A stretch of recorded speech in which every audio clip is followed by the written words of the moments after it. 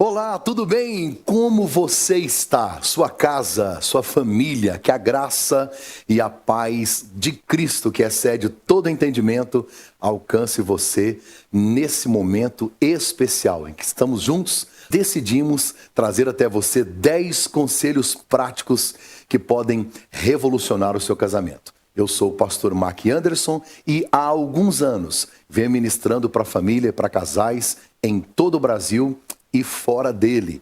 Não só ministrando no altar, mas também alcançando famílias, lares, através de aconselhamento pastoral e também na implantação de cursos, tanto de cursos para a criação de filhos, para casais, na área de sexualidade e outros aqui no Brasil e também em Londres, na Inglaterra, onde eu moro com a minha família, ajudando numa igreja missionária abençoada. E a partir de agora, você vai receber então esses 10 conselhos que podem abençoar o seu casamento, o seu ministério, e você pode utilizá-los também no aconselhamento bíblico pastoral. Serão dias ou um tempo especial de crescimento e de aprendizado na palavra com a inspiração do Espírito Santo de Deus. Vem comigo? A partir de agora, então, o primeiro conselho para revolucionar o seu casamento. O primeiro conselho que eu quero te dar para revolucionar o seu casamento é: coloque em prática o que você aprender. Para isso, eu quero ler na Bíblia Sagrada o Evangelho segundo escreveu Mateus, capítulo 7, a partir do verso 24. Todo aquele, pois, que escuta estas minhas palavras e as pratica, assemelhá-lo-ei ao homem prudente que edificou a sua casa sobre a rocha. Desceu a chuva, correram os rios, sopraram os ventos, combateram aquela casa e não caiu porque estava edificada sobre a rocha. Aquele, pois, que ouve estas minhas palavras e não as cumpre, compará-lo-ei ao homem insensato, imprudente, que edificou a sua casa sobre a areia.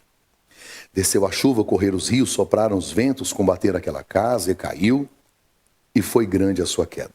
E aconteceu que Jesus, concluindo esse discurso, a multidão se admirou da sua doutrina, porquanto os ensinava como tendo autoridade e não como os escribas.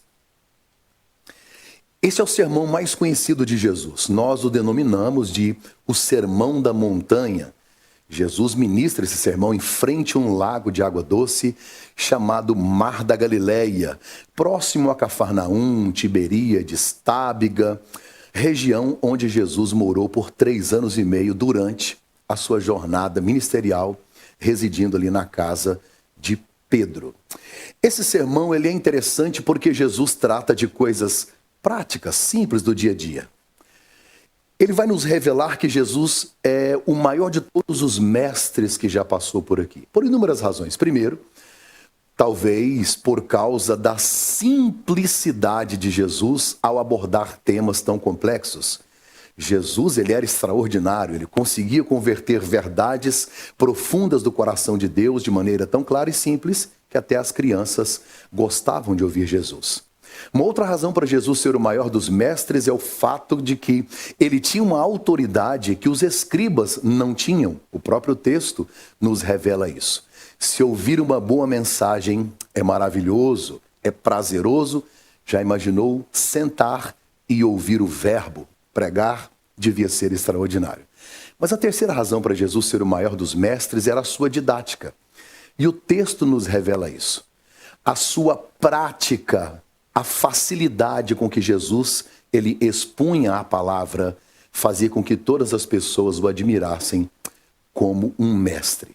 E por isso ele conta esta parábola no final do Sermão da Montanha. Lendo recentemente um livro de John Stott ele divide o Sermão da Montanha em alguns aspectos. Jesus fala sobre o caráter do cristão, sobre a influência do cristão no mundo, ele fala sobre a justiça e a piedade do cristão, ele fala sobre relacionamentos, interpessoal, casamento, família. Jesus fala de ansiedade, divórcio, percebe que são assuntos práticos do dia a dia. Mas ao finalizar, Mateus, aqui no capítulo 7, que Jesus está finalizando o Sermão da Montanha, que começa em Mateus 5, depois Mateus 6. Jesus termina o seu sermão, ele vai dar um conselho prático. Jesus ele vai aqui contar uma pequena parábola para ilustrar tudo aquilo que ele quis dizer na sua mensagem. Então ele vai nos fornecer as informações da casa da rocha e da casa da areia.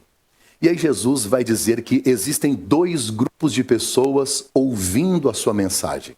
O primeiro grupo, aqueles que ouviram, iam sair dali do Monte das Bem-aventuranças e iam praticar tudo que Jesus ensinou.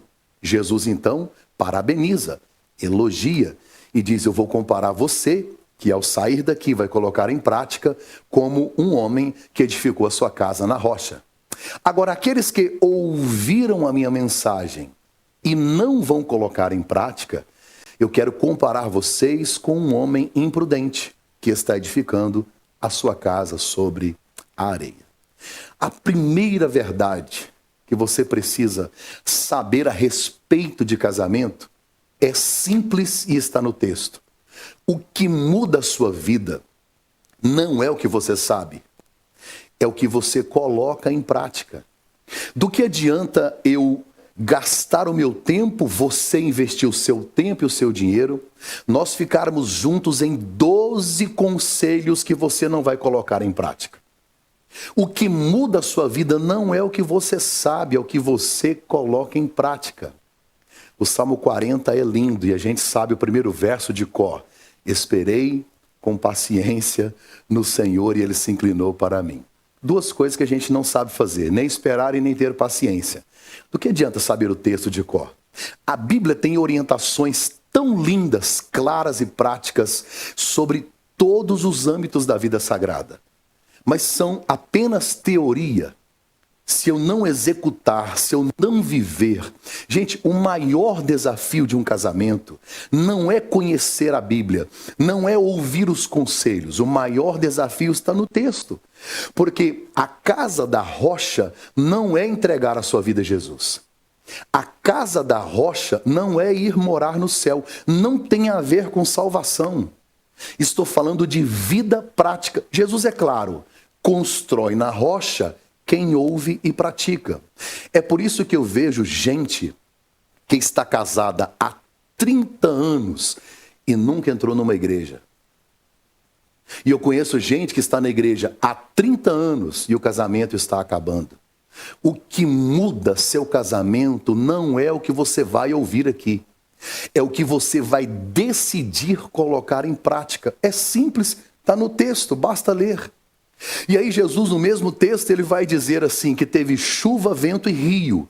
Chuva vem do telhado, o vento nas paredes e o rio no alicerce. Concorda comigo que não tem um lugar desta casa que não foi atingido? O inimigo hoje, ele tem procurado dinamitar os alicerces do casamento, tem procurado, sabe, assolar as famílias com a inversão de valores e tantas outras coisas.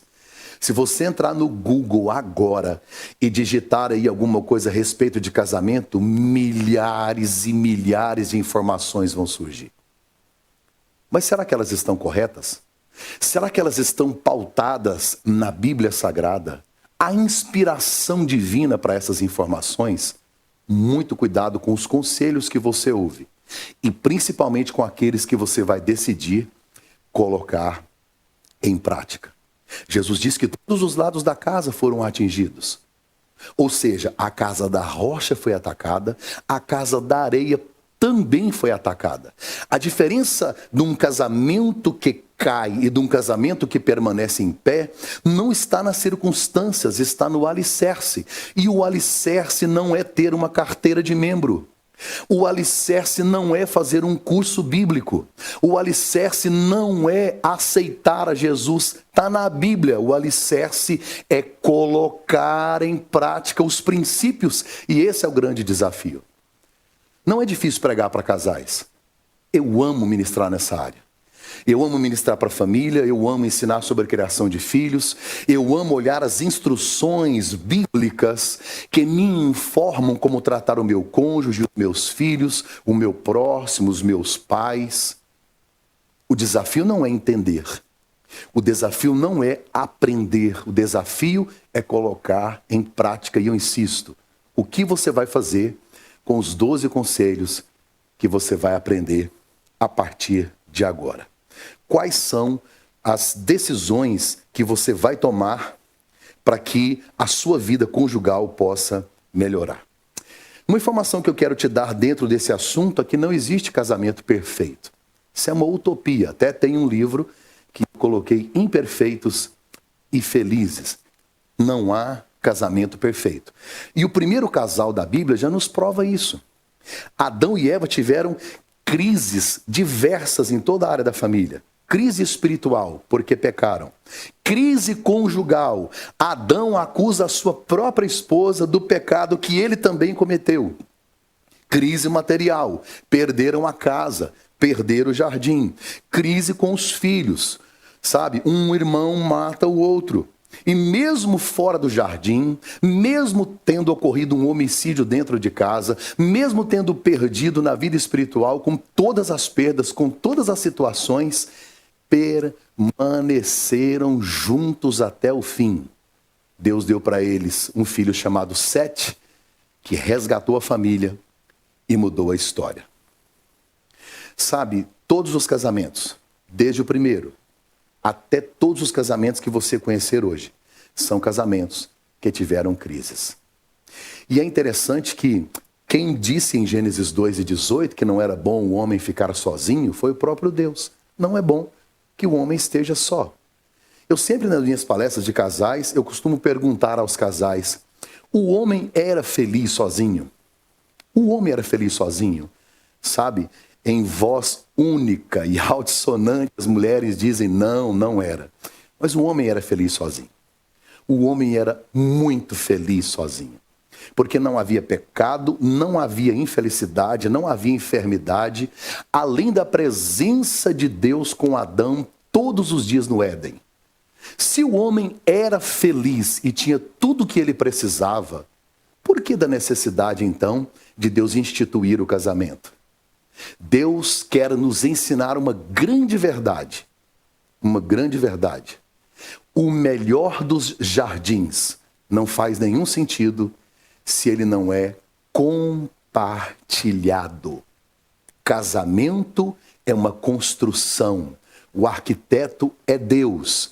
E tudo que nós precisamos para o projeto está aqui nestas páginas de 1.189 capítulos, 31.173 versículos.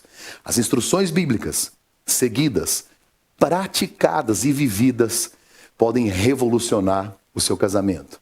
Tem um pensador que ele disse que uma família que vive os princípios da palavra fala muito mais alto em favor do evangelho do que todos os sermões que a gente consiga pregar. Adão era feliz, sim. O casamento, então, sabe, ele é esta instituição divina, formada por Deus, para que possa nos abençoar. E eu sei que você entra num casamento, sabe, com muitas expectativas, com romantismo, expectativa de ter uma boa relação sexual, de carinho, de respeito. A gente nunca pensa o lado negativo das coisas, a gente nunca aguarda que coisas ruins também acontecerão. Daí o texto disse para nós que, por melhor que seja o seu casamento, mesmo você praticando os princípios, mesmo o seu casamento, a sua casa estando firmada na rocha, mesmo assim, você vai ter vento, chuva, rio e tempestades. Esta é uma verdade. Algumas definições de casamento para você perceber sobre o que estamos falando durante essas aulas, esses 12 conselhos. A definição mais clara que eu encontrei para casamento é união de dois pecadores. União de dois pecadores. Por maiores que sejam suas expectativas, por mais santo que você seja, por mais que você pratique os princípios, nunca se esqueça, união de dois pecadores. Haverá frustração, decepção, quebra de expectativas, porque somos simplesmente pecadores.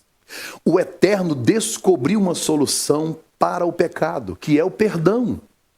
Um sacrifício para o perdão. Então, casamento não sobrevive sem perdão, Porque se somos falhos, além das circunstâncias externas, que é o vento, a chuva, o rio, também temos as circunstâncias internas, problema que nós mesmos geramos.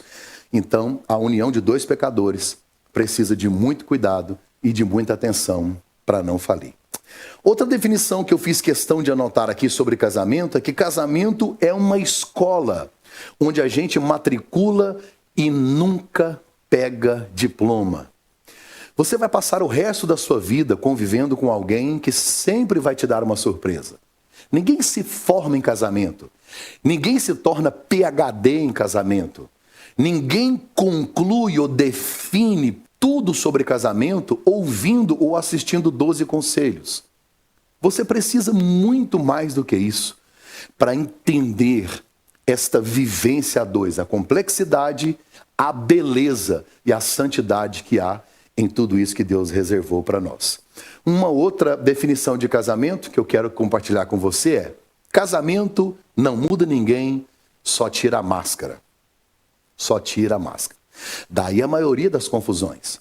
Porque enquanto cria-se uma expectativa do relacionamento, você tem uma visão do outro. Mas quando você passa a conviver junto, quando o vento vem, a chuva vem, as crises vêm, o rio bate no alicerce, toda a expectativa que você tinha, geralmente ela se frustra, porque nós reagimos de maneira diferente, de acordo com aquilo que vem sobre nós. Então, casamento é a união de dois pecadores. Casamento é uma escola onde você se matricula e nunca pega diploma. E casamento também, ele não muda ninguém, só tira a máscara. Eu recebi recentemente um convite para bodas de casamento. Bodas de casamento.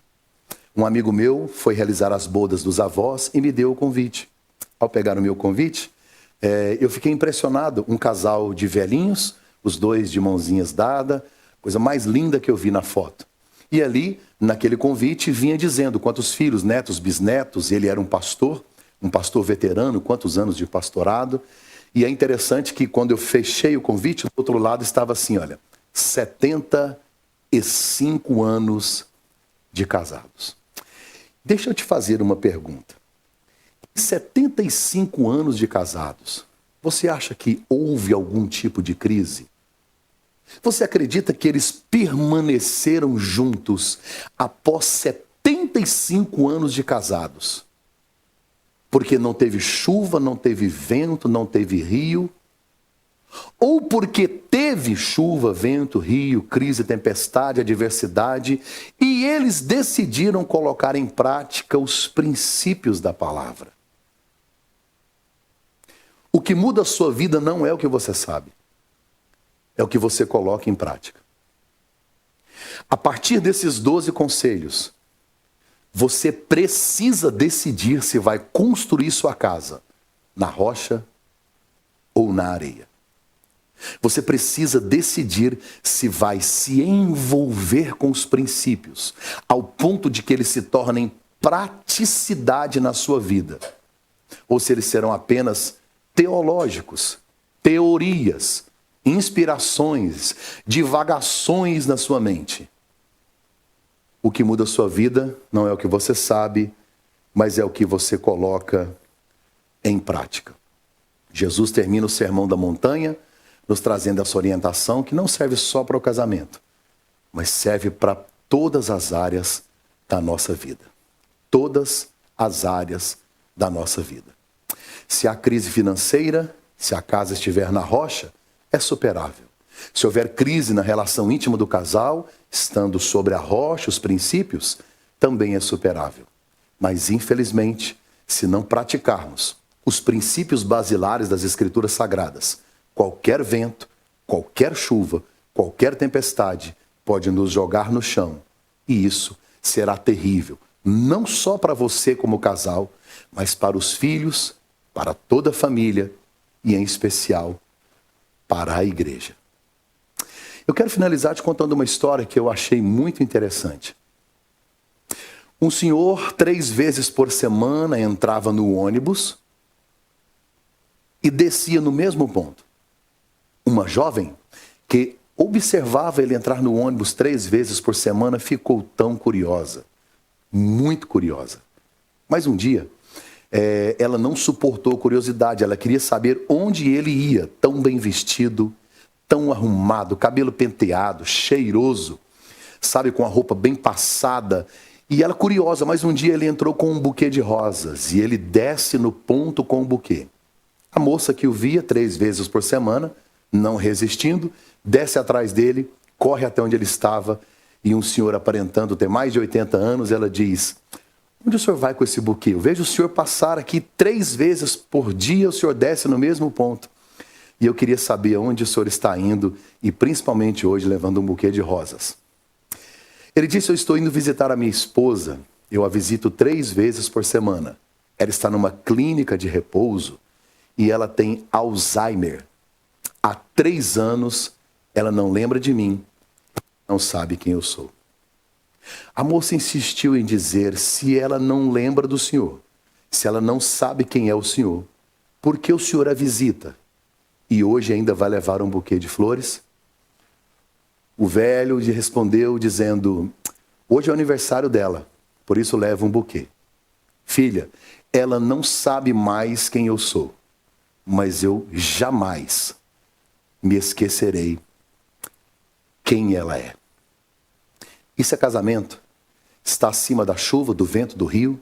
Está acima do sexo? Está acima das finanças? Está acima de qualquer outra coisa?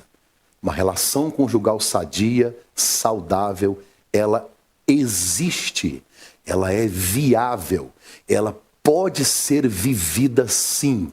Deus pode te dar um casamento feliz, abençoado. Decidimos acreditar nisso e investir nesses 12 conselhos para revolucionar seu casamento. Este é o primeiro. Coloque em prática aquilo que você aprender, porque o que muda a sua vida não é o que você sabe, é o que você coloca em prática. Vamos para o segundo conselho?